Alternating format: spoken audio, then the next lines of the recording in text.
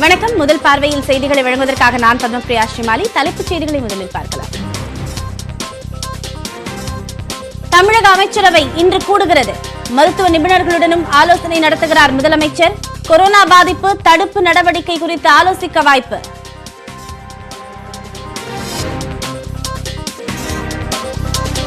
தமிழகத்தில் மேலும் 1974 பேருக்கு கொரோனா தொற்று. சென்னையில் மட்டுமே 1415 பேருக்கு பாதிப்பு. வெளிநாடுகளில் இருந்து ஊர் திரும்பிய 10 பேருக்கு கொரோனா. இதுவரை இல்லாத அளவில் தமிழகத்தில் ஒரே நாளில் 38 பேர் மரணம். 24 மணி நேரத்தில் 1138 பேர் குணமடைந்திருப்பதாக சுகாதாரத்துறை தகவல்.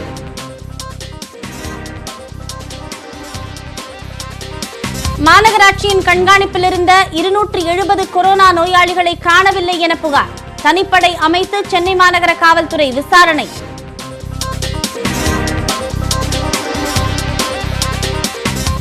டெல்லியில் 18ஆம் தேதி முதல் மீண்டும் முழு ஊரடங்கு என்ற தகவலில் உண்மையில்லை. மத்திய அரசு விளக்கம்.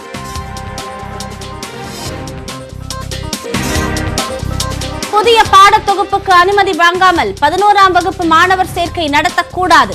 தனியார் பள்ளிகளுக்கு பள்ளிக் கல்வித்துறை எச்சரிக்கை.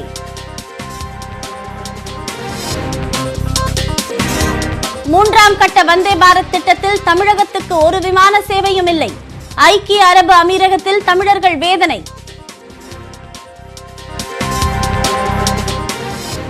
தோனி பட நடிகர் சுஷாந்த் சிங் ராஜ்புத் தற்கொலை.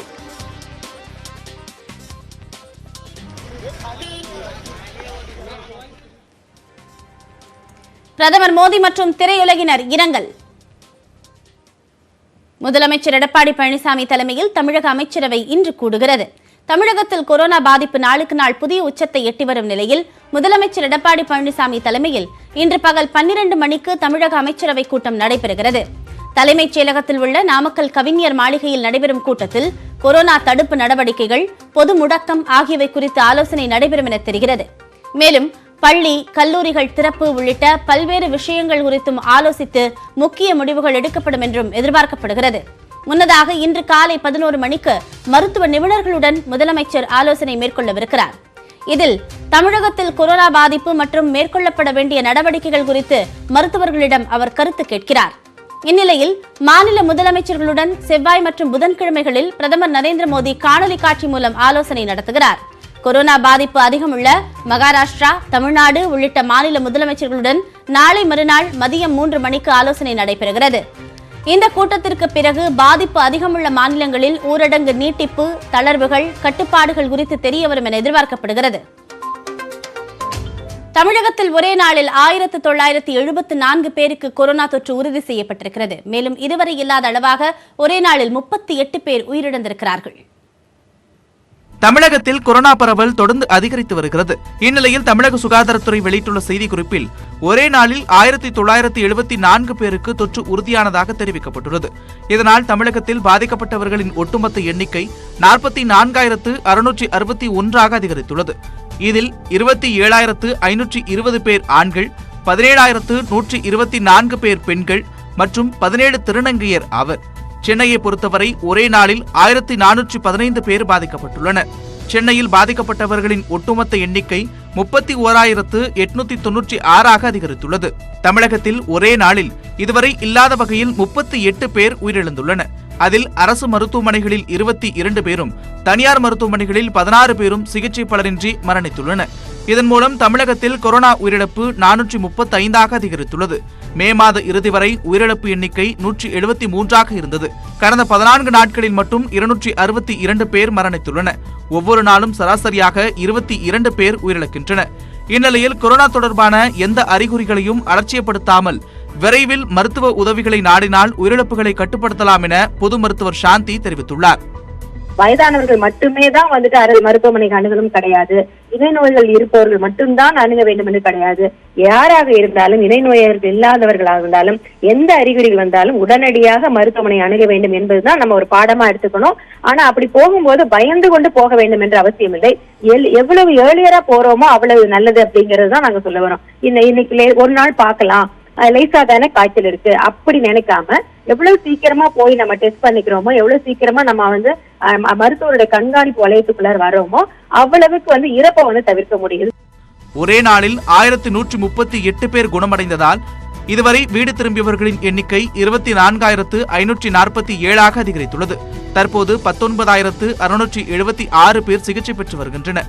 சோதனை செய்யப்படும் நபர்களின் எண்ணிக்கையை வெளியிட்டு வந்த சுகாதாரத்துறை 2 நாட்களாக மாதிரிகளின் எண்ணிக்கையை மட்டுமே வெளியிட்டு வருகிறது.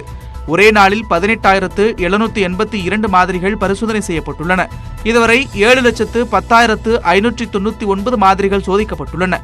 கடந்த 12ஆம் தேதி வரை 6,42,201 நபர்களுக்கு சோதனை செய்யப்பட்டிருந்தது குறிப்பிடத்தக்கது. தமிழகத்தில் மாவட்ட வாரியான கொரோனா நிலவரத்தை காணலாம். வழக்கம் போல அதிகபட்சமாக சென்னையில் 31,896 பேரும், செங்கல்பட்டில் 2,882 பேரும் பாதிக்கப்பட்டிருக்கிறார்கள். திருவள்ளூரில் ஒரே நாளில் 81 பேர் உட்பட 1,865 பேர் பாதிக்கப்பட்டுள்ளனர். நெல்லை, விழுப்புரம், மதுரை, கள்ளக்குறிச்சியில் பாதிப்பு உயர்ந்திருக்கிறது. திண்டுக்கல்லில் மேலும் 11 பேருக்கும், ராமநாதபுரத்தில் மேலும் 23 பேருக்கும் தொற்று உறுதியானது. வேலூரில் பாதிப்பு 150 தாண்டியது. சிவகங்கையில் மேலும் 15 பேருக்கும், தருமபுரியில் மேலும் ஒருவருக்கும் தொற்று உறுதியானது.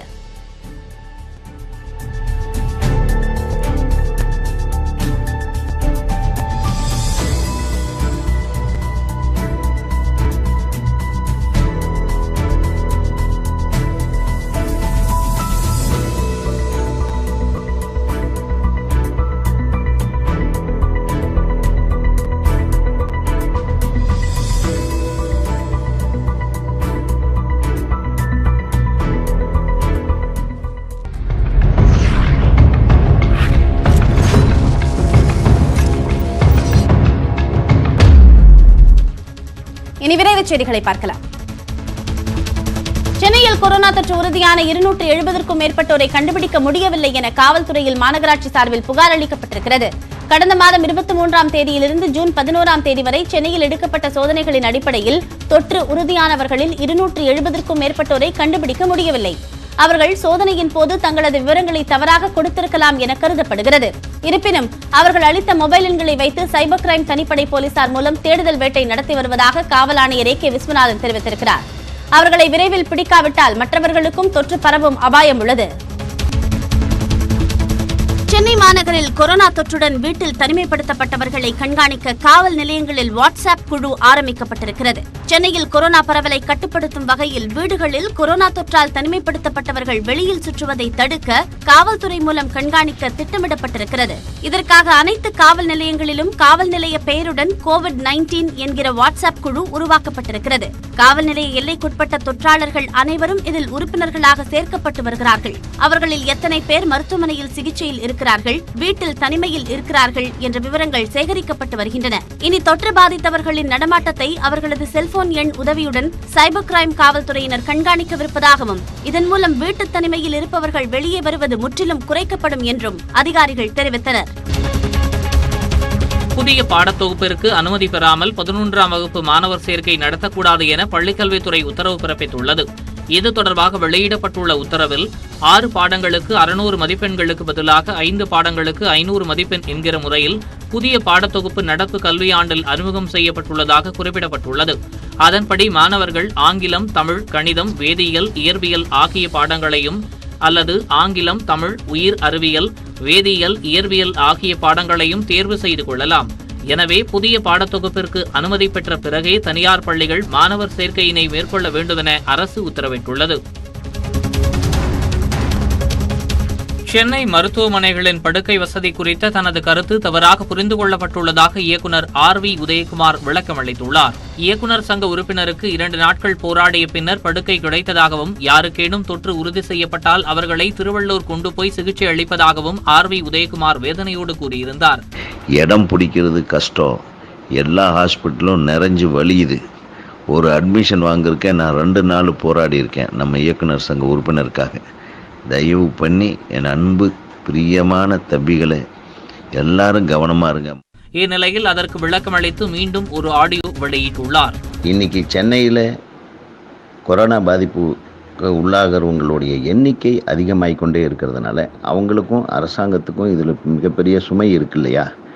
அந்த சுமையினால் சென்னைக்கு வெளியே தான் வந்து இனிமேல் அவங்க அந்த பெட்டுகளை அரேஞ்ச் பண்ண முடியும் அப்படின்ற ஒரு இது இருக்குது, எதிர்பார்ப்பு இருக்குது. ஸோ அந்த மாதிரி மற்ற நம்ம சென்னையை தவிர சென்னையில் இருக்கிறவங்க சென்னையில் அட்மிட் ஆக முடியாமல் வேறு இன்னும் தூரம் தள்ளி தனிமைப்படுத்தப்பட்டு விடுவார்கள் என்கிற ஒரு நோக்கத்தில் தான் நான் வந்து நேற்று அந்த பதிவில் வந்து குறிப்பிருந்தேன். அதனால் நீங்கள் கேர்ஃபுல்லாக இருங்க, தவிர்த்துருங்க, உங்களுக்கு கொரோனா பாதிப்புலேருந்து உங்களை பாதுகாத்துங்கன்னு சொன்னே தவிர இதை வச்சு வந்து மற்றவங்க இதை திரிச்சு வேறு மாதிரியெல்லாம் அது வெளியிடுறது ரொம்ப தப்பு. அரசாங்கம் மிக சிறப்பாக இதை ஹேண்டில் பண்ணிருக்கு. நம்ம அரசாங்கத்தோட துணையாக இருக்கணும். திமுக மாவட்ட செயலாளர்கள் கூட்டம் அதன் தலைவர் மு.க. ஸ்டாலின் தலைமையில் காணொலி காட்சி மூலம் நடைபெற்றது. அதில் சென்னை மேற்கு மாவட்ட செயலாளரும் சட்டமன்ற உறுப்பினருமான ஜே. அன்பழகனின் மறைவுக்கு இரங்கல் தெரிவித்து தீர்மானம் நிறைவேற்றப்பட்டது. இதேபோல தமிழ்நாடு மின்வாரிய தொழிலாளர் முன்னேற்ற சங்க பொதுச் செயலாளர் ரத்தின சபாபதி மறைவிற்கும் பாவலர் மீனாட்சி சுந்தரத்தின் மறைவிற்கும் இரங்கல் தீர்மானம் நிறைவேற்றப்பட்டது. மறைந்த திமுக பொதுச் செயலாளர் க. அன்பழகனின் மகளான மணமல்லியின் மறைவிற்கும் இரங்கல் தீர்மானம் நிறைவேற்றப்பட்டது. தமிழகத்தில் கொரோனாவின் இறப்பு விகிதத்தை மறைக்க வேண்டிய அவசியம் இல்லை என சுகாதாரத்துறை அமைச்சர் விஜயபாஸ்கர் கூறியுள்ளார். புதுக்கோட்டை அரசு மருத்துவமனையில் புதிதாக அமைக்கப்பட்ட 200 படுக்கை வசதி கொண்ட கொரோனா சிகிச்சை மையத்தை அமைச்சர் விஜயபாஸ்கர் ஆய்வு செய்தார். பின்னர் செய்தியாளர்களிடம் பேசிய அவர் 2000 செவிலியர்களுக்கான பணியாணை நேற்றைய தினம் வழங்கப்பட்டதாகவும் விரைவில் அவர்கள் பணியில் சேரவிருப்பதாகவும் கூறினார். எதிர்க்கட்சித் தலைவர் மு.க. ஸ்டாலின் விமர்சனம் செய்வதை தவிர்த்துக் கொள்ள வேண்டும் என கூறிய விஜயபாஸ்கர் களத்தில் நின்று போராடுபவர்களுக்கு அதன் வழி என்ன என தெரியும் என்றார். கொரோனா தொற்றுக்கு ஆளான அதிமுக எம்எல்ஏ பழனி நலமுடன் இருப்பதாகவும் விஜயபாஸ்கர் கூறினார். கொரோனாவை தடுக்கும் விதமாக புதுச்சேரியில் பல்வேறு புதிய கட்டுப்பாடுகள் விதிக்கப்பட இருப்பதாக முதலமைச்சர் நாராயணசாமி அறிவித்துள்ளார். இதுகுறித்து அவர் வெளியிட்டுள்ள வீடியோவில், புதுவையில் தற்போது கொரோனா தொற்று அதிகரித்து வருவதால் சிறுநீரக கோளாறு, இருதய கோளாறு மற்றும் கேன்சர் உள்ளவர்கள் அதிக முன்னெச்சரிக்கையாக இருக்க வேண்டும் என்று கூறினார். மேலும் செவ்வாயன்று அமைச்சரவை கூடி பல்வேறு கட்டுப்பாடுகள் விதிப்பது தொடர்பாக ஆலோசனை நடத்தப்படும் எனவும் நாராயணசாமி தெரிவித்துள்ளார். கடைகளில் அரசின் உத்தரவை கண்டிப்பாக கடைபிடிக்க வேண்டும் எனவும், இல்லையெனில் கடும் நடவடிக்கை எடுக்கப்படும் எனவும் எச்சரிக்கை விடுத்தார். சென்னை சாலிகிராமத்தை தொடர்ந்து வியாசர்பாடியிலும் 2வது சித்த மருத்துவ சிகிச்சை மையம் அமைக்கப்பட உள்ளதாக அமைச்சர் மாஃபா பாண்டியராஜன் தெரிவித்திருக்கிறார். சென்னை வியாசர்பாடியில் கொரோனா தொற்றால் பாதிக்கப்பட்டவர்களுக்கான சித்த மருத்துவ சிகிச்சை மையம் அமைப்பது குறித்த பணிகளை அமைச்சர் பாண்டியராஜன் ஆய்வு செய்தார். அதன் பின்னர் செய்தியாளர்களை சந்தித்த அவர், கொரோனா பரிசோதனைகளை அதிகப்படுத்த இப்பகுதிகளில் 15 மொபைல் டெஸ்டிங் சென்டர் ஏற்பாடு செய்யப்பட்டிருப்பதாகவும், தண்டையார்பேட்டை விரைவில் கொரோனா தொற்று இல்லாத மண்டலமாக மாறும் எனவும் நம்பிக்கை தெரிவித்தார். புதுச்சேரி மணக்குள விநாயகர் கோவில் யானை 6 நாட்களாக தூங்கவில்லை என கூறும் வீடியோ வெளியாகி தற்போது பேசுபொருளாகியுள்ளது. மிகவும் பிரசித்தி பெற்ற இந்த கோவிலில் உள்ள லட்சுமி என்ற யானை அருகில் உள்ள ஈஸ்வரன் கோவில் குளக்கரையில் பராமரிக்கப்பட்டு வந்தது. இந்த யானையை வனப்பகுதிக்கு கொண்டு செல்ல கால்நடை மருத்துவர்கள் மற்றும் வனத்துறையினர் அறிவுறுத்தினர். இதனையடுத்து குருமாம்பேட் வேளாண் ஆராய்ச்சி பண்ணையின் வனப்பகுதிக்கு கடந்த 8ஆம் தேதி கொண்டு செல்லப்பட்டது.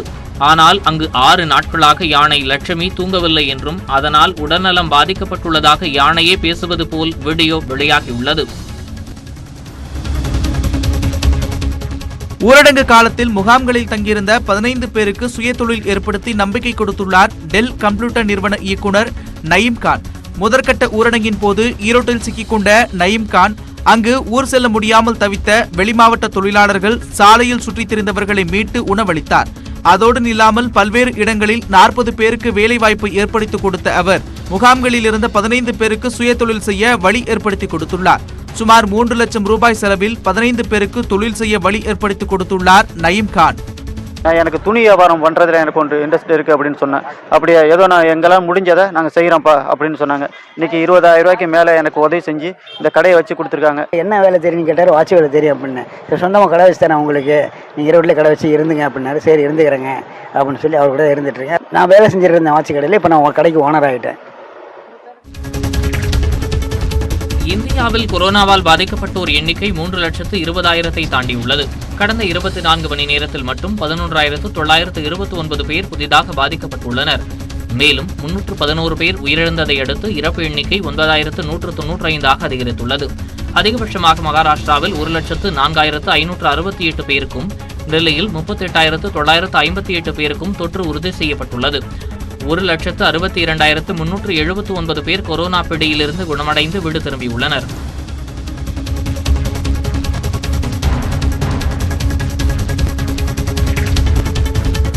டெல்லியில் வரும் 18ஆம் தேதி முதல் மீண்டும் முழு ஊரடங்கு அமல்படுத்தப்படும் என்று வெளியாகும் செய்திகளில் உண்மை இல்லை என்று மத்திய அரசு விளக்கம் அளித்திருக்கிறது. கொரோனா வைரஸை கட்டுப்படுத்தும் வகையில் டெல்லியில் வரும் 18 முதல் 4 வாரங்களுக்கு மீண்டும் முழு ஊரடங்கு பிறப்பிக்கப்படும் என்ற செய்திகள் வெளியாகின.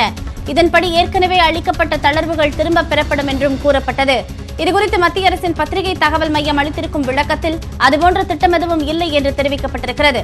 வதந்தி பரப்புவோரிடம் மிகுந்த எச்சரிக்கையுடன் இருக்க வேண்டும் என்றும் பத்திரிகை தகவல் மையம் கேட்டுக் கொண்டிருக்கிறது. இந்தியாவில் மே மாதத்திலேயே 7 லட்சம் பேருக்கு கொரோனா பாதிப்பு ஏற்பட்டிருந்தது என ஆய்வில் தெரிய வந்துள்ளது. 21 மாநிலங்களில் கொரோனா அதிகம் பாதித்த 69 மாவட்டங்களில் இந்திய மருத்துவ ஆராய்ச்சிக் கழகம் மேற்கொண்ட ஆய்வில் இது தெரியவந்துள்ளது. மே மாத தொடக்கத்தில் இந்தியாவில் கொரோனாவால் பாதிக்கப்பட்டவர்களின் எண்ணிக்கை 35,000 பேர் என மத்திய அரசு தெரிவித்திருந்தது. ஆனால் ICMR ஆய்வில் மத்திய அரசு கூறியதை விட 20 மடங்கு அதிகம் பாதிப்பு ஏற்பட்டிருக்கலாம் என்ற அதிர்ச்சியான முடிவுகள் கிடைத்துள்ளன. இந்தியாவில் கொரோனா நோயாளிகள் எண்ணிக்கை 100ஐ எட்டிய பின் 1 லட்சத்தை எட்டுவதற்கு 64 நாட்கள் ஆனது. ஆனால் 2 லட்சத்தை எட்டுவதற்கு வெறும் 14 நாட்களும் 3 லட்சத்தை எட்டுவதற்கு வெறும் 10 நாட்கள் மட்டுமே ஆகியுள்ளது. இந்நிலையில் இந்தியாவில் சமூக பரவல் இல்லை என ICMR இயக்குநர் பல்ராம் பார்கவா கூறியிருப்பது பல்வேறு தரப்பிலும் சர்ச்சையை உருவாக்கியுள்ளது.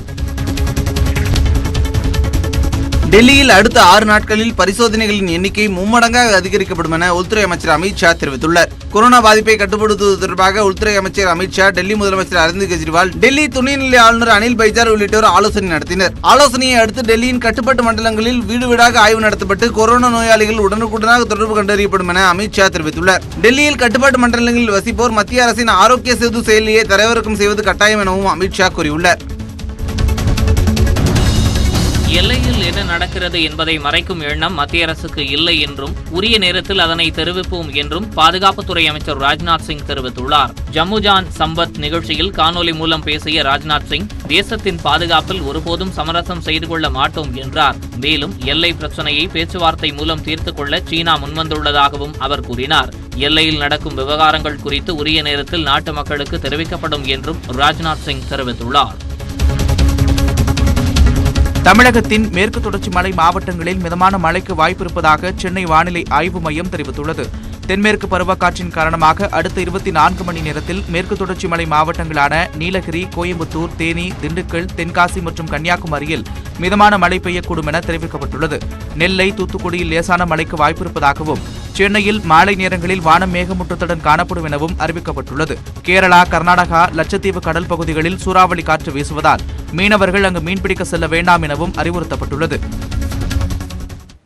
தோனியின் வாழ்க்கை வரலாற்று படத்தில் தோனியாக நடித்த புகழ்பெற்ற நடிகர் சுஷாந்த் சிங் ராஜ்புத் மும்பையில் தனது இல்லத்தில் தூக்கிட்டு தற்கொலை செய்து கொண்டிருக்கிறார். அவரது மறைவுக்கு பிரதமர் மோடி உள்ளிட்டோர் இரங்கல் தெரிவித்திருக்கிறார்கள். பீகார் மாநிலம் புர்னியா பகுதியில் பிறந்த சுஷாந்த் சிங் ராஜ்புத் பள்ளி கல்லூரி படிப்பில் சிறந்து விளங்கிய போதிலும் நடிப்பு மீதான ஆர்வம் காரணமாக தனது பொறியியல் படிப்பை பாதியிலேயே கைவிட்டார். தொடர்ந்து சின்னத்திரையில் கவனம் ஈர்த்தவர் அதன் மூலம் பாலிவுட் திரையுலகின் கதவையும் தட்டினார்.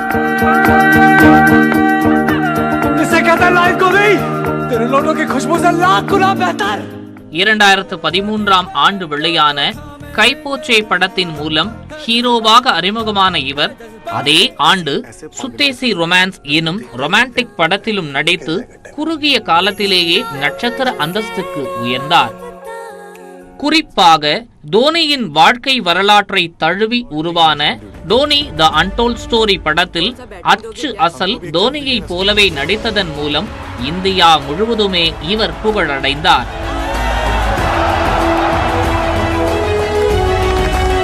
தோனியின் நடை, சிரிப்பு, உடல் மொழி என அத்தனை நுணுக்கங்களையும் துல்லியமாக கொண்டு வந்ததன் மூலம் தான் மிகச்சிறந்த நடிகர் என்பதையும் உணர்த்தினார். குறும்பு சிரிப்பு, துள்ளலான நடிப்பு மற்றும் ரொமான்டிக் காட்சிகளில் வெளுத்து வாங்கியதால் பாலிவுட்டின் அடுத்த ஷாருக் கான் இவர்தான் என பலரும் ஆருடம் கூற ஆரம்பித்தனர்.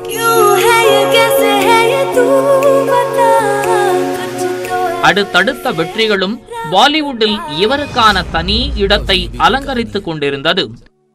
ஆனால் தற்போது இவருடைய திடீர் மறைவுச் செய்தி ஒட்டுமொத்த திரை ரசிகர்களையும் உலுக்கி போட்டிருக்கிறது. மும்பையில் பாந்த்ரா பகுதியில் தான் தங்கியிருந்த வீட்டில் அதிகாலை சுஷாந்த் சிங் தூக்கிட்டு தற்கொலை செய்து கொண்டார். கடந்த 2 மாதங்களாக இவர் கடும் மன உளைச்சலில் இருந்ததாகவும் அதன் காரணமாகவே இவர் தற்கொலை செய்திருப்பார் எனவும் கூறப்படுகிறது. சுஷாந்த் சிங் இறந்தபோது அவருடைய வீட்டில் அவருடன் நண்பர்களும் இருந்ததால் அவர்களிடம் காவல்துறையினர் தீவிர விசாரணை நடத்தி வருகின்றனர். கடந்த ஜூன் 8ஆம் தேதி சுஷாந்த் சிங்கின் முன்னாள் மேலாளர் திஷா ஷலியன் தனது குடியிருப்பின் 14வது மாடியிலிருந்து கீழே குதித்து தற்கொலை செய்து கொண்டதால் இவை இரண்டிற்கும் தொடர்பு இருக்குமா என்ற கோணத்திலும் காவல்துறையினர் விசாரணை நடத்தி வருகின்றனர்.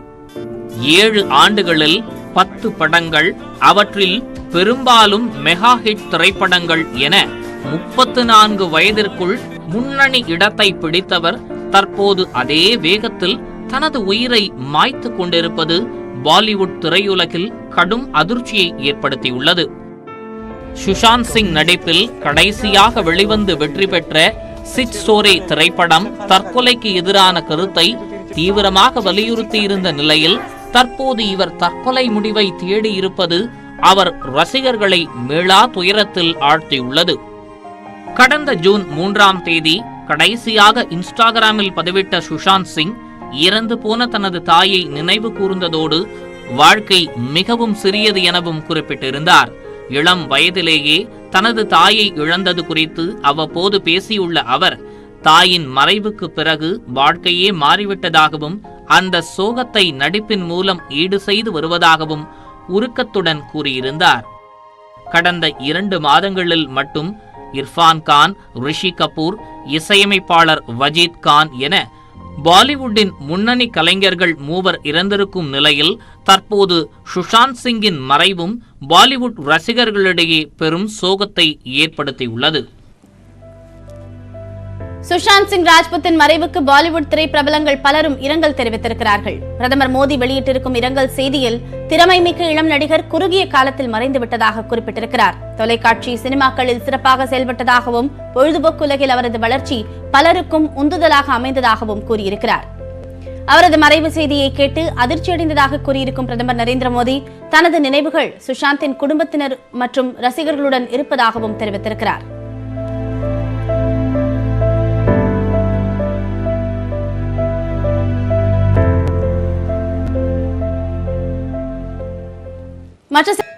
சென்னையில் ஒட்டுமொத்த பாதிப்பு 31,000 கடந்திருக்கும் நிலையில் குறிப்பிட்ட 5 மண்டலங்களில் மட்டுமே சுமார் 20,000 பேர் பாதிப்புக்கு ஆளாகியிருக்கிறார்கள். ஊரடங்கில் சற்று தளர்வு அளிக்கப்பட்ட பிறகு அந்த மண்டலங்களில் கொரோனா தொற்று வேகமாக பரவி வருகிறது.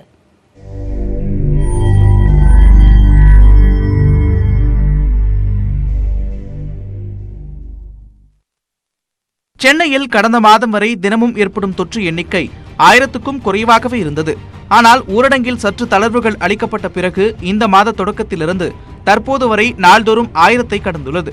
குறிப்பாக சென்னையில் அதிகபட்சமாக ராயபுரம் மண்டலத்தில் மட்டும் கொரோனா பாதிப்பு 5000 தாண்டி உள்ளது. இம்மாத தொடக்கத்தில் 3500 என்ற நிலையிலிருந்த பாதிப்பு அடுத்தடுத்து அதிகரித்து தற்போது 5000 கடந்துள்ளது. அதாவது கடந்த 9 நாட்களில் மட்டும் சுமார் 1500 பேர் புதிதாக தொற்றுக்கு ஆளாகியுள்ளனர். இதற்கு அடுத்தபடியாக தண்டையார்பேட்டை மண்டலத்திலும் தொற்று அதிகரித்த வண்ணம் உள்ளது. தினமும் அங்கு சராசரியாக 150 முதல் 200 பேர் வரை புதிதாக கொரோனா தொற்றால் பாதிக்கப்படுகின்றனர். ஏற்கனவே தொற்று பரவியவர்கள் மூலமே அதிகம் பேருக்கு பாதிப்பு ஏற்பட்டுள்ளது.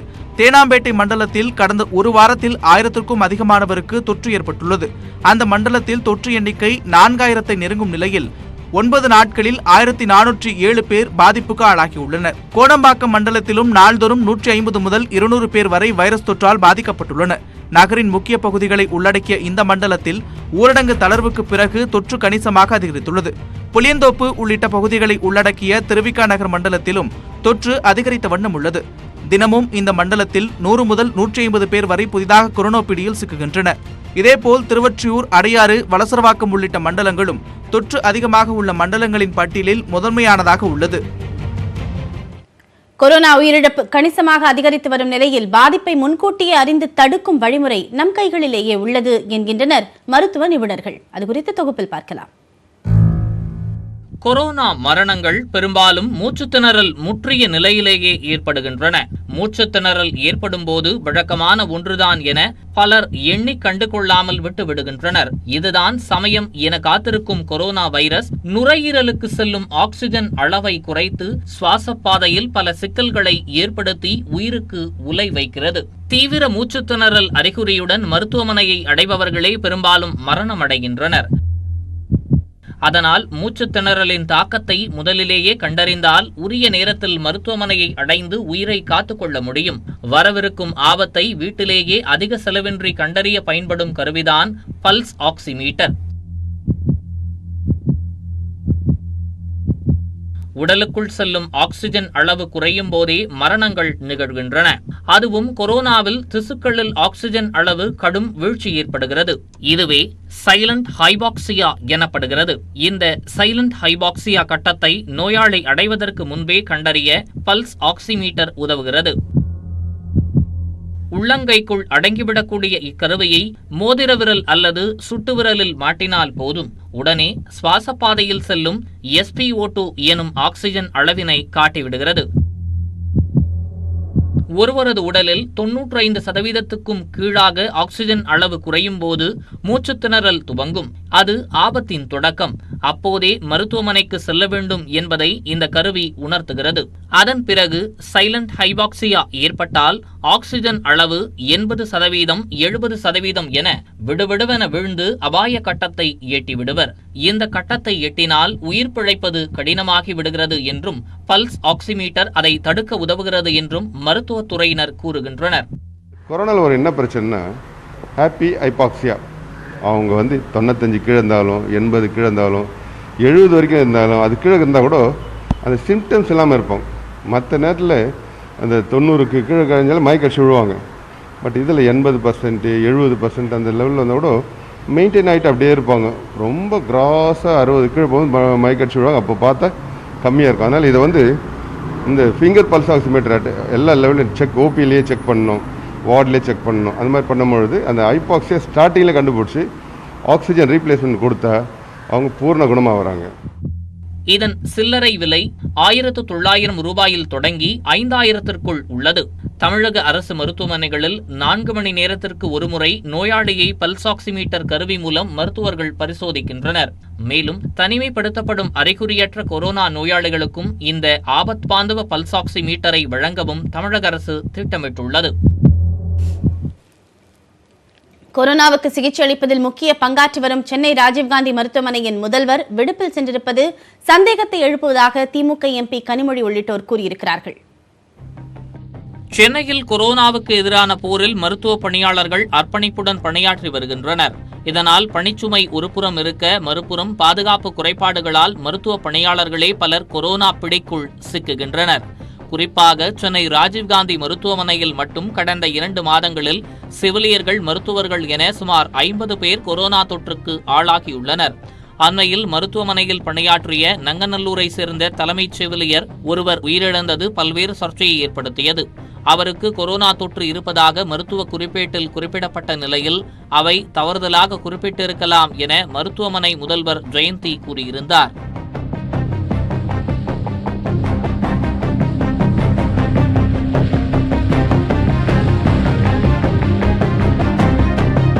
மேடம், உங்க நர்ஸ் பிரிசில்லா அவங்களுக்கு கோவிட் இருந்துச்சா இல்லையா? நெகட்டிவ் 2 வாட்டி டெஸ்ட் பண்ணியாச்சு. she died of diabetes, severe uncontrolled diabetes sepsis. Okay. ஆனா ஏதோ கேஸ் ஷீட் வச்சிட்டு அவங்க ஃபேமிலி அதுல கோவிட் அதெல்லாம் நாட் அட் ஆல் இல்ல, இந்த ஹாஸ்பிட்டலோட கேஸ் ஷீட் தான் அவங்க கிளைம் பண்றாங்க. எழுதி இருக்கு கோவிட். கேஸ் ஷீட்ல யாராவது பை மிஸ்டேக் கூட மேல எழுதிருக்கலாம் இல்லையா? டெஸ்ட் ரிப்போர்ட் நம்ம போர்ட்டலுக்கே போட்டாச்சு 24. 35 ஆண்டு காலம் மருத்துவ பணியில் சேவையாற்றிய அரசு மருத்துவமனை செவிலியரின் மரணத்தில் இத்தனை குளறுபடிகள் இருந்ததை நியூஸ் 18 தொலைக்காட்சி ஒளிபரப்பியது. லேப் டெக்னீஷியனாக பணியாற்றி வந்த தீனதயாளன் என்பவரும் அண்மையில் கொரோனா தொற்றுக்கு ஆளாகி உயிரிழந்தார்.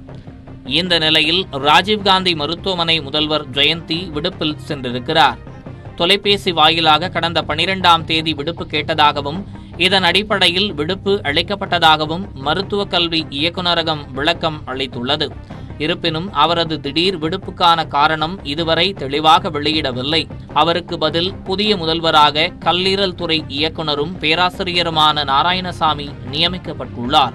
கொரோனா பரவல் வேகமாக அதிகரித்து வரும் வேளையில் கொரோனாவுக்கான சிகிச்சை வழங்குவதில் முக்கிய பங்காற்றும் சென்னை ராஜீவ்காந்தி மருத்துவமனையின் முதல்வர் ஜெயந்தி விடுப்பில் சென்றதற்கான காரணம் தெளிவாக கூறப்படவில்லை என திமுக எம்பி கனிமொழி குற்றம் சாட்டியுள்ளார். கொரோனா தொற்றை கட்டுப்படுத்துவதில் குழப்பம் நிலவி வரும் சூழலில் இந்த விடுமுறை பெரும் சந்தேகத்தை எழுப்புவதாக கனிமொழி தமது ட்விட்டர் பக்கத்தில் பதிவிட்டுள்ளார். அண்மையில் சுகாதாரத்துறை செயலாளராக இருந்த பீலா ராஜேஷ் மாற்றப்பட்ட நிலையில் தற்போது ராஜீவ்காந்தி மருத்துவமனை முதல்வரும் விடுப்பில் சென்றிருப்பது பல கேள்விகளை எழுப்பியுள்ளது. வந்தே பாரத் 3வது மிஷனில் ஐக்கிய அமீரகத்திலிருந்து தமிழகத்திற்கு ஒரு சிறப்பு விமானம் கூட இயக்கப்படாதது வெளிநாடு வாழ் தமிழர்கள் மத்தியில் ஏமாற்றத்தை அளித்திருக்கிறது.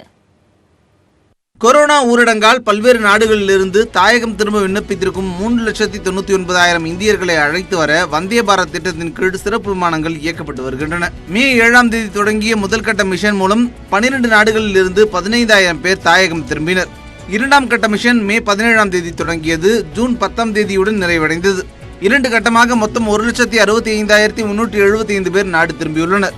இந்நிலையில் வரும் 16ஆம் தேதி முதல் அடுத்த மாதம் 2ஆம் தேதி வரை 3வது கட்டமாக மத்திய அரசு சிறப்பு விமானங்களை இயக்குகிறது. 43 நாடுகளில் சிக்கி தவிப்பவர்களை அழைத்து வர 432 விமானங்கள் இயக்கப்பட இருப்பதாக தெரிவிக்கப்பட்டுள்ளது. இதில் ஐக்கிய அரபு அமீரகத்திலிருந்து தமிழகத்திற்கு ஒரு விமானம் கூட இயக்கப்படாதது அங்கு வாழும் தமிழர்கள் மத்தியில் ஏமாற்றத்தை ஏற்படுத்தியுள்ளது.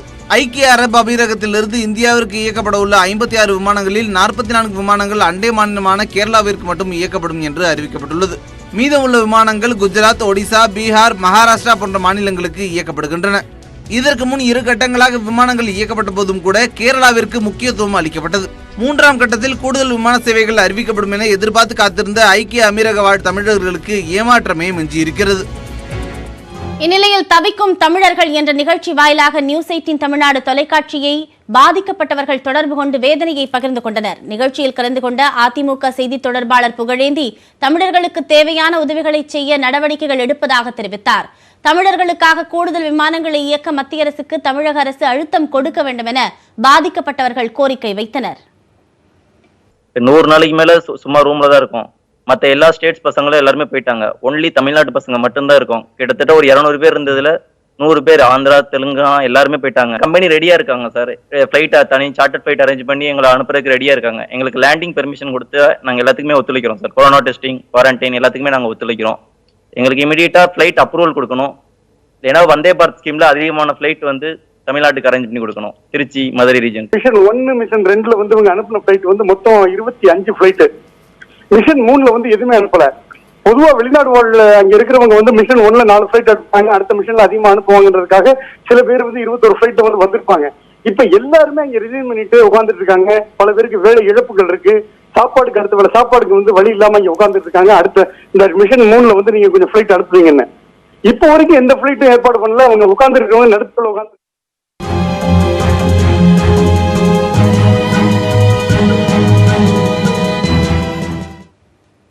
தமிழகத்தில் இந்த முறை மின் கட்டணத்தை கணக்கிடுவதில் 4 மாதங்களுக்கான மின் கட்டணத்தில் மார்ச் மாதம் செலுத்திய தொகையை மட்டும் கழித்துவிட்டு யூனிட்டுகளை கழிக்காமல் விட்டிருப்பது குழப்பத்தை ஏற்படுத்தியிருக்கிறது. இதனால் மொத்தமாக 300 கோடி ரூபாய் அதிக கட்டணம் செலுத்தும் நிலைக்கும் பெரும்பாலான மக்கள் தள்ளப்பட்டிருப்பதாக வழக்கறிஞர் ML ரவி தெரிவித்திருக்கிறார். அவரோடு நமது செய்தியாளர் கீதன் மேற்கொண்ட விறுவிறு பேட்டியை பார்க்கலாம். மார்ச் மாதம் 23ஆம் தேதியிலிருந்து கோவிட் காரணமாக ஊரடங்கு உத்தரவு ஏற்பட்டதனால் அவர்கள் எங்களுக்கு பணியாளர்கள் இல்லை, வீடுதோறும் வந்து கணக்கெடுப்பதற்கென்று ஒரு உத்தரவை பிறப்பித்து நீங்களே தன்னிச்சையாக உங்களுக்கு ஏற்கனவே கட்டின பில் கணக்கு என்னமோ அதையே கட்டுங்கள் என்று சொல்லிவிட்டார்கள். ஏப்ரல் மே மாதம் ரிலாக்ஸேஷன் வந்த பிறகு இவங்க மறுபடியும் பில் எடுக்கும்போது 4 மாதங்களுக்கு, அதாவது 2 பில் சைக்கிள் மொத்தமாக கணக்கெடுக்கிறாங்க. மொத்தமாக கணக்கெடுக்கும் போது யூனிட் பார்த்தீங்கன்னா என்னோட கணக்கு பிரகாரம் எடுத்திங்கன்னா 1240 யூனிட்டுகள் வந்திருக்கு. இதை வந்து 2ஆக வகுக்கிறாங்க. 2ஆக வகுக்கும் போது, ஏன்னா 2 பீரியட் இல்லையா, 2 மாதங்கள் 2 பீரியட், அதை வகுக்கும் போது 620 யூனிட் வருது. எனக்கு வந்து 500க்கு தாண்டி போன ஸ்லாப். ஸோ 3 ரூபா 50 பைசான்ற கணக்கெடுப்பு வருது. கணக்கீடு வரும்போது அந்த ஏற்கனவே கட்டின அந்த அமௌண்ட்டை மட்டும் தான் மைனஸ் பண்ணுறாங்க. அந்த மீட்டர் ரீடிங் மட்டும் மைனஸ் பண்ணுங்களேன். மைனஸ் பண்ணிட்டு பேலன்ஸ் உண்டான அமௌண்ட் மட்டும் நீங்கள் கால்குலேட் பண்ணிங்கன்னா 15% மின் கட்டணம் வந்து குறையும். ஆனால் இந்த 15% இப்போ உயர்வாக வந்திருக்கு. 5% மக்கள் தான் ஹையர் லெவல், அதாவது அதிகப்படியான 500 அதிகப்படியான மக்கள் உபயோகிக்கக்கூடிய மக்கள் இருக்காங்க. 2ஆம் ஸ்லாப்ல எல்லாம் வருவாங்க. 95% மக்கள் வந்து அதனுடைய பயன்பாட்டில் வருவாங்க. இதில் ஊழல் வந்து நம்ம எதுவும் சொல்லலை. ஆனால் பட் வந்து மக்களிடத்தில் இந்த மாதிரி நேரத்தில் சரியான அப்ளிகேஷன் ஆஃப் மைண்டுன்னு சொல்கிறோம் இல்லையா, அந்த அப்ளிகேஷன் ஆஃப் மைண்டு நீங்கள் உபயோகப்படுத்தாமல் நீங்கள் மக்களிடத்தில் இந்த மாதிரி நேரத்தில் மொத்தமாக கிட்டத்தட்ட எனக்கு தெரிஞ்சு ஒரு 300 கோடி ரூபாய்க்கு மின் பகிர்மானம் அதிகப்படியாக வசூலிக்கப் போகிறது என்றுதான் என்னுடைய கருத்து. மற்ற செய்திகளை இடைவெளி. கடலூரில் நாய்கள் மீது பாசமழையை பொழிந்து வரும் ஒரு ஏழை தம்பதி விபத்தில் கால்கள் செயலிழந்த நாய்க்கு வீல் சேர் தயாரித்து கொடுத்திருக்கிறார்கள். நாய் மீண்டும் நடப்பதை கண்டு அவர்கள் எல்லையற்ற மகிழ்ச்சி அடைந்திருக்கிறார்கள். கடலூர் ஆல்பட்டையைச் சேர்ந்த சுதா கண்ணன் தம்பதி சலவை தொழில் செய்து வருகிறார்கள். குழந்தை இல்லாத இவர்கள் சாலையோரம் சுற்றித் திரியும் நாய்களை குழந்தைகளைப் போல பாவித்து பராமரித்து வருகின்றனர். சாலை விபத்தில் சிக்கி இரத்த வெள்ளத்தில் கேட்பாரற்று கிடந்த நாய் ஒன்றை கண்டு துடிதுடித்து போன அவர்கள் அதை மீட்டு சிகிச்சை அளித்தனர். நாயின் பின்னங்கால்கள் செயலிழந்து விட்டதால் நடக்க முடியாது என மருத்துவர்கள் தெரிவித்துவிட்டனர்.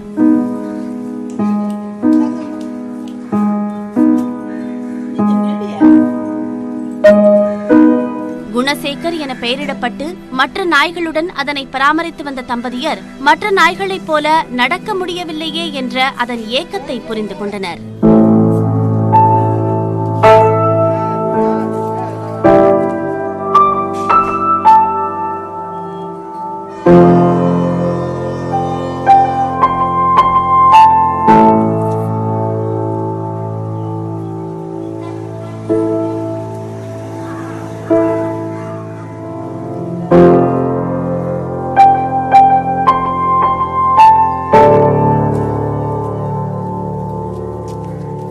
ஒரு வீட்டில் வச்சு நாங்கள் ட்ரீட்மெண்ட் பண்ணோம்.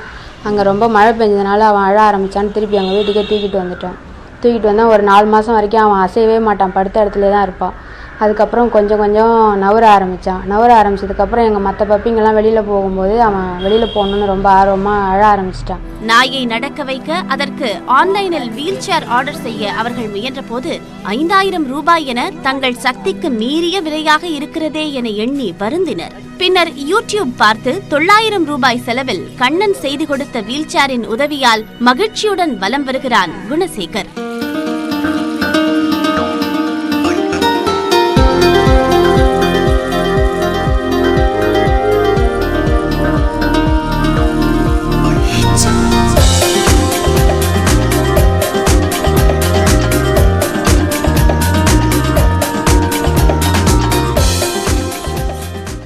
அதில் செஞ்சு போடும்போது அவர் அதில் ஏறலை, பார்த்துட்டு பயப்பட்டார். இப்போ வந்து அதில் போட்டு கொஞ்சம் கொஞ்சமாக ட்ரெயின் பண்ணி விட்டோம். இப்போ அதில் போட்டால் அவனால் நடக்க முடியும்னு அவனுக்கே நம்பிக்கை வந்ததுக்கப்புறம் இப்போ அதில் போட்டால் தான் சந்தோஷமாக இருக்கான். காலையில் ஒரு டைம், சாயங்காலம் ஒரு டைம் அதில் போட்டால் தான் ஊர் ஃபுல்லாக சுற்றிட்டு திரும்ப வீட்டுக்கு வந்துடுவோம். ஏன்னா எங்களுக்கு குழந்தை இல்லை, எங்கள் வீட்டுக்கு நாங்கள் வேலை பார்த்துட்டு வீட்டுக்கு போனால் எங்களுக்கு வந்து டயர்டாக இருக்கும். பிள்ளைங்க கூட விளையாட கொள்ள எதுவும் இல்லை. அதனால் இவங்க வந்து பிள்ளைங்க மாதிரி இருக்காங்க. மனுஷாளுக்கு என்னவோ அதுதான், அவங்கள நான் தனியாக பிரித்து பார்க்கறது இல்லை. அனைத்து உயிர்களிடமும் அன்பு காட்டுங்கள் என கூறிய இந்த தம்பதி ஆதரவற்ற நாய்களுக்கு கைப்பிடி உணவாவது கொடுங்கள் என வேண்டி கேட்டுக் கொண்டனர். நியூஸ் 18 தமிழ்நாடு செய்திகளுக்காக கடலூர் செய்தியாளர் பிரேம். கொரோனா பெருந்தொற்று பாதிப்பில் ஜூன் 12ஆம் தேதி முக்கியமாக பார்க்கப்படுகிறது. அன்றைய தினத்தில்தான் அதிர்ச்சியூட்டும் வகையில் தொற்று எண்ணிக்கை கணிசமாக உயர்ந்திருக்கிறது. அது குறித்து பேசுகிறது இந்த தொகுப்பு. இந்தியாவில் ஜூன் 12ஆம் தேதி வெள்ளிக்கிழமை வெளியான கொரோனா தகவல்கள் மிகுந்த அச்சமூட்டக்கூடியவையாக உள்ளன. ஜூன் 12இல் தான் இந்தியா 3 லட்சம் என்ற எண்ணிக்கையை கடந்தது. அதே தேதியில்தான் மகாராஷ்டிரா 1 லட்சம் என்ற எண்ணிக்கையை தாண்டியது. டெல்லி ஒரே நாளில் 2000க்கும் மேற்பட்ட பாதிப்புகளையும், உத்தரப்பிரதேசம் ஒரே நாளில் 500க்கும் மேற்பட்ட பாதிப்புகளையும் ஜூன் 12ஆம் தேதி சந்தித்தது. அந்த தேதியில்தான் பீகார் மாநில பாதிப்பு எண்ணிக்கை 6000ஐ கடந்தது. இதையெல்லாம் விட அதிர்ச்சியூட்டும் தகவல்கள் பனிபடர்ந்த இமயமலையில் அமைந்துள்ள லடாக் மற்றும் சிக்கிமிலிருந்து வந்துள்ளன. அதுவரை லடாக்கில் 135 தொற்றுகளும் சிக்கிமில் 13 தொற்றுகளும் மட்டுமே பதிவாகியிருந்தன. ஜூன் 12ஆம் தேதி ஒரே நாளில் லடாக்கில் அதிர்ச்சியளிக்கும் வகையில் 104 புதிய தொற்றுகள் கண்டறியப்பட்டன. சிக்கிமிலும் 36 தொற்றுகள் புதிதாக உறுதி செய்யப்பட்டன. மகாராஷ்டிரா, கர்நாடக மாநிலங்களில் தொற்று கண்டறியப்படுவதற்கு முன்பே லடாக்கில் முதல் கொரோனா தொற்று கண்டறியப்பட்டுவிட்டது. அது படிப்படியாக 43ஆக அதிகரித்து 43 பேர் குணமாகி வீடு திரும்பியதை அடுத்து கொரோனா இல்லாத பகுதியாகவும் லடாக் அறிவிக்கப்பட்டது. ஆனால் மே மாதம் இறுதி வாரத்தில் மீண்டும் கொரோனாவின் ஆட்டம் லடாக்கில் தொடங்கியது. தினந்தோறும் சிறிது சிறிதாக அதிகரித்து வந்த தொற்று ஜூன் 12ஆம் தேதி ஒரே நாளில் 104 பேருக்கு கண்டறியப்பட்டு அதிர்ச்சியை ஏற்படுத்தியது. மே 23ஆம் தேதி வரை கொரோனா இல்லாத மாநிலமாகவே சிக்கிம் இருந்தது. இந்தியாவின் அனைத்து மாநிலங்களையும் தாக்கிய கொரோனா இறுதியாக சிக்கிமை சென்றடைந்தது. மே 23ஆம் தேதிதான் சிக்கிமில் முதல் தொற்று உறுதி செய்யப்பட்டது. ஆனால் அடுத்த 10 நாட்களுக்கு பிறகே இரண்டாவது தொற்று கண்டறியப்பட்டது. இந்நிலையில்தான் கடந்த ஜூன் 12ஆம் தேதியன்று ஒரே நாளில் 36 பேருக்கு தொற்று உறுதி செய்யப்பட்டன. இவர்களில் 34 பேர் மகாராஷ்டிரா மற்றும் மேற்கு வங்கத்திலிருந்து திரும்பிய தொழிலாளர்கள் என அதிகாரிகள் தெரிவித்துள்ளனர். வடகிழக்கு மாநிலங்களை பொறுத்தவரை அசாம் மற்றும் திரிபுராவில் மட்டுமே குறிப்பிடத்தக்க அளவில் பாதிப்புகள் இருந்து வந்த நிலையில் கடந்த 2 வாரங்களில் மணிப்பூர், நாகாலாந்து, மிசோரம், மேகாலயா மற்றும் அருணாச்சல பிரதேசம் ஆகிய மாநிலங்களிலும் பாதிப்பு அதிகரிக்க தொடங்கியுள்ளன. புலம்பெயர் தொழிலாளர்கள் மூலமே எண்ணிக்கை அதிகரித்துள்ளதாக கூறப்பட்டாலும் வரும் நாட்களில் இந்த எண்ணிக்கை அதிகரிக்கக்கூடும் என அஞ்சப்படுகிறது. உலகம் முழுவதும் கொரோனாவால் பாதிக்கப்பட்டோர் எண்ணிக்கை 80 லட்சத்தை நெருங்கி இருக்கும் நிலையில் உயிரிழப்பு 4,32,000 அதிகரித்திருக்கிறது. அமெரிக்காவில் கொரோனா பாதிப்பு எண்ணிக்கை 21,42,000 அதிகரித்திருக்கிறது. பிரேசிலில் உயிரிழப்பு எண்ணிக்கை நாள்தோறும் அதிகரித்தபடி உள்ளது. இதுவரை பிரேசிலில் 42,791 பேர் உயிரிழந்ததாக அறிவிக்கப்பட்டிருக்கிறது. ரஷ்யாவில் பாதிப்பு 5,28,000 தாண்டி இருக்கிறது. பெரு நாட்டில் பாதிப்பு எண்ணிக்கை 2,25,000 அதிகரித்திருக்கிறது. ஈரான் மற்றும் ஜெர்மனி ஆகிய நாடுகளில் 1,87,000 என்கிற அளவிலேயே பாதிப்பு காணப்படுகிறது. இதுவரை உலகம் முழுவதும் குணமடைந்து வீடு திரும்பியோர் எண்ணிக்கை 40 லட்சத்தை கடந்திருப்பதாக அறிவிக்கப்பட்டிருக்கிறது.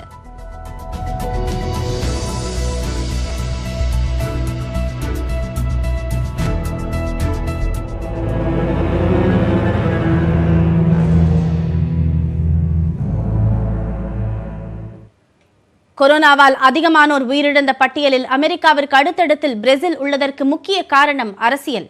கொத்து கொத்தாய் மக்கள் மடியும் பிரேசிலில் என்னதான் நடக்கிறது பார்க்கலாம். பிரேசிலில் கொரோனா பரவத் தொடங்கிய போதே அதனை சாதாரண காய்ச்சல் போலத்தான் என அசட்டையாக அணுகினர். வலதுசாரி அதிபரான பொல்சனாரோ இன்று 8.5 லட்சம் பேருக்கு கொரோனா உறுதியான பின்பும் தனது நிலைப்பாட்டை அவர் மாற்றிக்கொள்ளவில்லை. ஏப்ரலில் மக்களின் உயிரிழப்பு பற்றிய கேள்விக்கு நான் ஒன்றும் சவக்குழி வெட்டுபவன் அல்ல என்ற அவர்தான் சீனாவை விட அதிக உயிரிழப்பு ஏற்பட்ட போது அதனால் என்ன என பதில் கேள்வி கேட்டவர். கொரோனா அச்சப்படும் அளவிற்கு பெரிய நோயல்ல என்பதை நிரூபிக்க அவர் எடுக்கும் நடவடிக்கைகள் பிரேசிலை மேலும் மேலும் படுகுழியில் தள்ளிக் கொண்டிருக்கின்றன. சில மாகாண ஆளுநர்கள் தனிமனித இடைவெளியை கடைபிடிக்க உத்தரவிட்ட போது அதனை கடுமையாக எதிர்த்தார் அதிபர் பொல்சனாரோ. அவரது ஆதரவாளர்கள் பெருங்கூட்டமாய் ஊர்வலம் சென்று தனிமனித இடைவெளி தேவையில்லை என மக்களிடம் எதிர்மறை எண்ணங்களை விதைத்தனர். கொரோனா பரவல் கிடுகிடுவென உயர்ந்தபோது இம்மாத தொடக்கத்தில் அது பற்றிய புள்ளி விவரங்கள் அரசின் இணையதளத்திலிருந்து திடீரென ஒரு நாள் காணாமல் போனது. புதிதாக எத்தனை பேருக்கு தினமும் தொற்று என்ற விவரமும் வெளியாகவில்லை. உச்சநீதிமன்றம் தலையிட்டு பாதிக்கப்பட்டோரின் விவரங்களை வெளியிடுவதை நிறுத்தக்கூடாது என கண்டித்த பின் மீண்டும் விவரங்கள் வெளியாகி வருகின்றன. அரசாங்கம் இப்படி கண்ணாமூச்சி ஆடுவதால் உண்மையில் பாதிக்கப்பட்டோர் மற்றும் உயிரிழந்தோர் எண்ணிக்கை தற்போது கூறப்படும் அளவை விட அதிகமாக இருக்கும் என அஞ்சுகிறார்கள் மருத்துவ நிபுணர்கள். கொரோனா பரவ ஆரம்பித்த பின் மருத்துவ பின்னணி கொண்ட 2 சுகாதாரத்துறை அமைச்சர்கள் அதிபருடனான அதிருப்தியால் பதவி விலகிவிட்டனர். 42,000க்கும் மேற்பட்டோர் கொரோனாவால் இறந்த நிலையில் இனி தினமும் 1000 பேர் உயிரிழப்பார்கள் என கணிக்கப்பட்டுள்ளது. ஆனால் அதை பற்றி கவலையின்றி பல நகரங்களில் கட்டுப்பாடுகளை தளர்த்தி இயல்பு வாழ்க்கைக்கு மக்களை கொண்டுவர அதிபர் பொல்சனாரோவும் அவரது ஆதரவு அதிகார வர்க்கத்தினரும் தீவிரமாக செயல்பட்டு வருகின்றனர். ஏழை மக்களுக்கு மாதம் 9,000 ரூபாய் வீதம் கொரோனா கால நிதியுதவி வழங்கப்பட்டுள்ளதால் பெரிய அளவில் அதிபருக்கு எதிர்ப்பில்லை. ஆனாலும் பல இடங்களில் இடுகாடுகளில் இடம் போதாமல் 3 ஆண்டுகளுக்கு முன்பு புதைத்தவர்களை தோண்டி எடுத்து அப்புறப்படுத்திவிட்டு கொரோனாவால் இறந்தவர்களை புதைக்கும் அவல நிலையில் பிரேசில் தற்போது உள்ளது. கோவை அரசு மருத்துவமனையில் இருந்து கடத்தப்பட்ட 8 மாத ஆண் குழந்தை 24 மணி நேரத்தில் மீட்கப்பட்டது. தனக்கு குழந்தை இல்லாததால் நண்பராக பழகிய பெண்ணின் குழந்தையை கடத்திச் சென்ற பெண்ணும் அவரது கணவரும் கைது செய்யப்பட்டிருக்கிறார்கள்.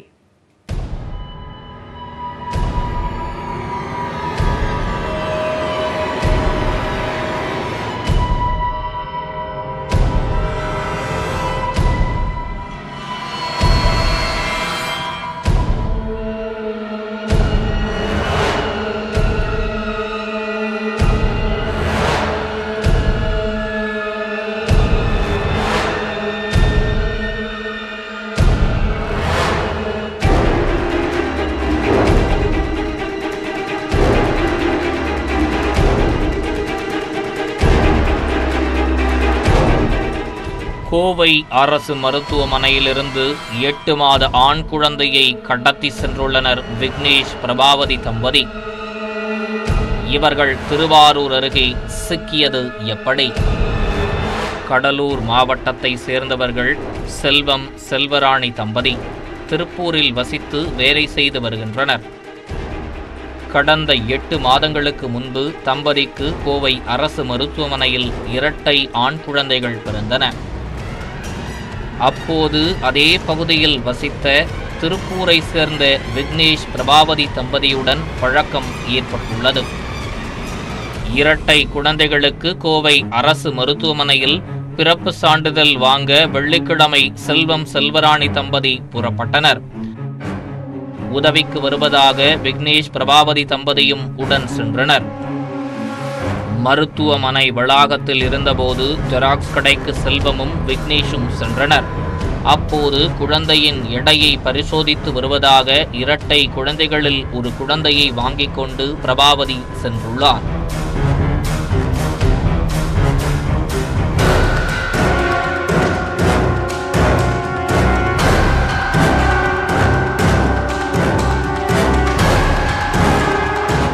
அதே வேளையில் செல்வத்துடன் இருந்த விக்னேஷ் முக்கியமான வேலை இருப்பதாக கூறி புறப்பட்டுச் சென்றார்.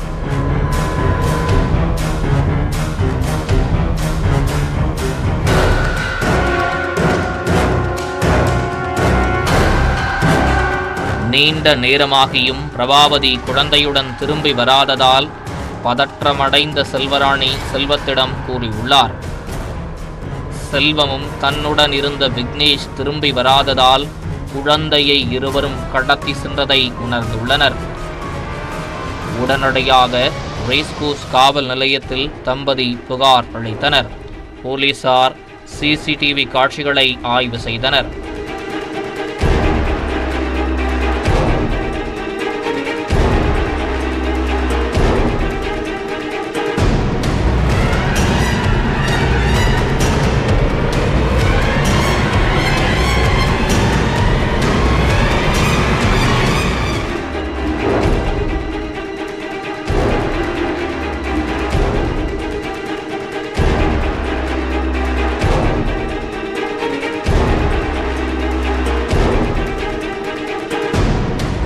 மேலும் விக்னேஷின் செல்போன் சிக்னலை வைத்து அவர் திருவாரூர் அருகே திருத்துறைப்பூண்டியில் இருப்பதை போலீசார் கண்டறிந்தனர்.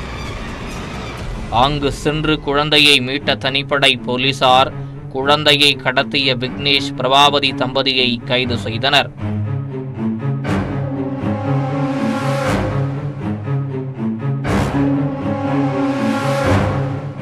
குழந்தை இல்லாததால் செல்வம் செல்வராணியுடன் பழகி குழந்தையை கடத்தி சென்றதாக தம்பதி தங்களது வாக்குமூலத்தில் கூறியுள்ளனர். தம்பதியை கோவை அழைத்து வந்து விசாரணை நடத்த போலீசார் திட்டமிட்டுள்ளனர். கோவையில் 8 மாத ஆண் குழந்தை கடத்தப்பட்டு 24 மணி நேரத்தில் மீட்கப்பட்ட சம்பவம் பரபரப்பை ஏற்படுத்தியுள்ளது. கொரோனாவுக்கு இதுவரை எந்த தடுப்பூசியும் அங்கீகரிக்கப்படவில்லை. ஆனால் சோதனை முயற்சியிலேயே தடுப்பூசிக்கான ஆர்டர்கள் குவியத் தொடங்கி இருக்கின்றன. உலகம் முழுவதும் சுமார் 190 நாடுகளில் பரவியிருக்கும் கொரோனா வைரஸ் சுமார் 10 சிறிய நாடுகளிலேயே முழுமையாக ஒழிக்கப்பட்டிருக்கிறது. மற்ற நாடுகளில் எல்லாம் கட்டுப்படுத்தப்பட்டாலும் புதிதாக தொற்று ஏற்பட்டு கொண்டே இருக்கிறது. அதனால் உலக நாடுகள் அனைத்துமே கொரோனாவிற்காக தடுப்பூசியை ஆவலாக எதிர்பார்த்து கொண்டிருக்கிறது. அதனை ஈடு செய்வதற்காக 141 தடுப்பூசி கண்டுபிடிக்கும் ஆய்வுகள் முழுவீச்சில் நடக்கின்றன. இதில் மனிதர்களிடம் தடுப்பூசியை பயன்படுத்தி பார்க்கும் நிலைக்கு முன்னேறி இருக்கும் ஆய்வுகள் வெறும் 16 தான். இந்த சூழலில் தடுப்பூசிக்காக உலகின் பல நாடுகள் தற்பொழுதே முன்பதிவு செய்ய தொடங்கிவிட்டன. பிரான்ஸ், இத்தாலி, ஜெர்மனி, நெதர்லாந்து ஆகிய நாடுகள் இணைந்து தங்களுக்கு தடுப்பூசியை பெறுவதற்காக IVA எனப்படும் இன்க்ளூசிவ் வேக்சின் அலைன்ஸ் என்ற அமைப்பு உருவாகியுள்ளது. இந்த அமைப்பு 40 கோடி தடுப்பூசிகள் வேண்டுமென இங்கிலாந்தின் மருந்து தயாரிப்பு நிறுவனமான அஸ்ட்ராஜெனகாவிடம் ஒப்பந்தம் செய்துள்ளது. இந்த ஆண்டின் இறுதியில் தடுப்பூசிகள் விநியோகிக்கப்படும் என அதில் உறுதி கூறப்பட்டுள்ளது. உண்மையில் இந்த தடுப்பூசி இன்னும் தயாராகவே இல்லை. ஆக்ஸ்போர்ட் பல்கலைக்கழகத்துடன் இணைந்து அஸ்ட்ராஜெனிகா நிறுவனம் தடுப்பூசிக்கான ஆய்வில் இறுதிக்கட்டத்தில் தான் இருக்கின்றது. ஆனால் 200 கோடி தடுப்பூசிகள் தயாரிக்க இலக்கு நிர்ணயிக்கப்பட்டுள்ளது. அவ்வளவு ஆர்டர்களை பெறவும் முயற்சிகள் நடைபெற்று வருகின்றன. அமெரிக்கா மட்டும் 9,000 கோடி ரூபாய்க்கு இந்த நிறுவனத்திடம் தடுப்பூசிக்கு முன்பதிவு செய்துள்ளது. இந்தியாவை பொறுத்தவரையில் 100 கோடி தடுப்பூசிகளை தயாரித்து கொடுக்குமாறு செரும் இன்ஸ்டிடியூட் ஆஃப் இந்தியா என்ற நிறுவனத்திடம் அஸ்ட்ராஜெனிகா ஒப்பந்தம் ஒன்றை செய்துள்ளது. அதன்படி இந்தியர்கள் அனைவருக்குமே தடுப்பூசி கிடைக்கும் என்று செரும் இன்ஸ்டிடியூட் ஆஃப் இந்தியா நிறுவனம் தெரிவித்துள்ளது. இந்தியாவில் 30க்கும் மேற்பட்ட தடுப்பூசி தயாரிக்கும் ஆய்வுகள் நடைபெற்று வந்தாலும் அவை அனைத்துமே பரிசோதனை முயற்சிக்கு முந்தைய நிலையிலேயே உள்ளன. செய்திகளை உடனுக்குடன் தெரிந்து கொள்ள நியூஸ் 18 தமிழ்நாட்டின் Facebook, Twitter, YouTube உள்ளிட்ட வலைதள பக்கங்களை பாருங்கள்.